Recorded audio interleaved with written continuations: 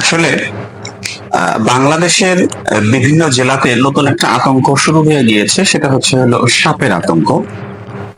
রাসেলস bypass নামে এক ধরনের একটি সাপ কামড় দিচ্ছে, আক্রান্ত হচ্ছে, কেউ কেউ বেশিরভাগই মানুষ মৃত্যুবরণ করছে। এটা নিয়ে নানান কথাবার্তা চলছে। সেই ক্ষেত্রে ইসলামে সাপের বিধান কি, এই জাতীয় বিষয়গুলি একটু আলোচনা করা দরকার, এটি আমার মনে হলো আর কি।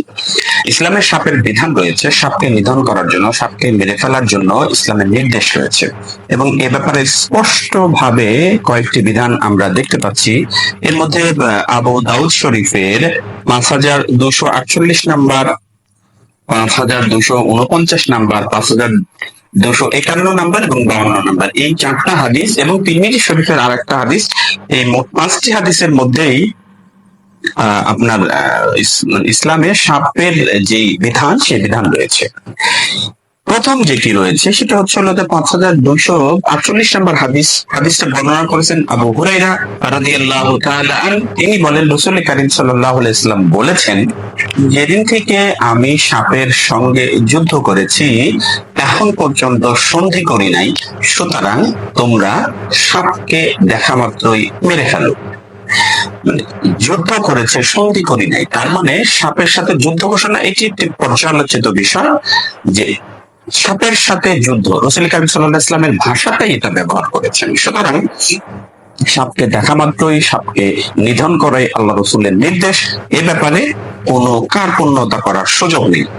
এরপরে 5249 নাম্বার হাদিসের মধ্যে আব্দুল্লাহ ইবনে মাসউদ রাদিয়াল্লাহু তাআলা আনহু, তিনি বলেন, রাসূল কারীম সাল্লাল্লাহু আলাইহি ওয়াসাল্লাম বলেছেন, তোমরা সব সাপকে হত্যা করো।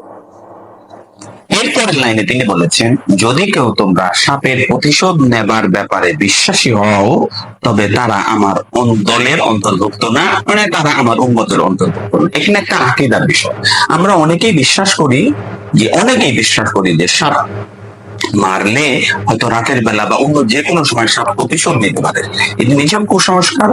এই বিশ্বাস থাকলে পারে রাসূল বলেছেন তার অন্তর্ভুক্ত নয়, তার উম্মতের অন্তর্ভুক্ত নয়। সুতরাং বিষয়টি একটু পর্যবেক্ষণ করলেই বুঝতে পারবেন যে আমাদের আকীদায় এখানে একটু বিশুদ্ধ চিন্তা আনতে হবে, আকীদা পরিবর্তন করতে হবে। অর্থাৎ সাপ আপনার প্রতিশোধ নিতে পারে না, সে ক্ষমতা নেই, এই আকীদা রাসূল শিখিয়ে দিয়েছেন, এর উপরে আমাদের অটল থাকতে হবে। এরপরে 5251 নাম্বার হাদিসের মধ্যে আপনার আব্বাস ইবনে আব্দুল মুত্তালিব রাদিয়াল্লাহু তাআলা তিনি বলেছেন যে আমরা যখন জমজমের কুয়া সাফ করতে যেতাম, চারপাশ দিয়ে তখন সাপের ছোট ছোট বাচ্চাগুলি দেখতে পেতাম। রসুলকে বলা হলো, রসুল সাথে সাথে বললেন, তোমরা এই ছোট বাচ্চাগুলিকে হত্যা করো, এগুলিকে মেরে ফেলো। এর মানে যে ছোট বাচ্চা হোক আর বড় বাচ্চাই হোক, সাপকে মেরে ফেলতে হবে, এটি রসুল বলেছেন। যদি তা না করো তাহলে তারা আমার উম্মতের ক্ষতির কারণ হতে পারে। ক্লিয়ার? সেই কারণে সাপকে হত্যা করতে হবে, কোন রকমের সংকোচ বোধ নাই। ইসলামে যা তার উম্মতের জন্য ক্ষতিকর থাকে তাকে মেরে ফেলতে হবে, তা নিধন করতে হবে। সুতরাং এখানে সংকোচিত হবার নাই। এবং যে আবু দাউদ শরীফের মধ্যে আরো একটু লাইন বলা হয়েছে যে ভয় পেয়ে সাপ না মেরে আসাটা, ভীরুতা প্রদর্শন করে সাপ না মেরে আসাটা, এটি উম্মতে মুহাম্মাদের লক্ষণ নয়। সুতরাং সাপকে মারার ব্যাপারে কোনো সংশয় নাই। সাপ যেখানেই দেখা যাবে তাকে মেরে ফেলতে হবে, তাকে নিধন করতে হবে। এখন চারপাশে তো আতঙ্ক, আমরা আতঙ্কিত, সে ব্যাপারে আমরা এখান থেকে আমাদের নিরাপত্তা কোথায়, আমরা কিভাবে এই আতঙ্কের জন্য এই প্রাণী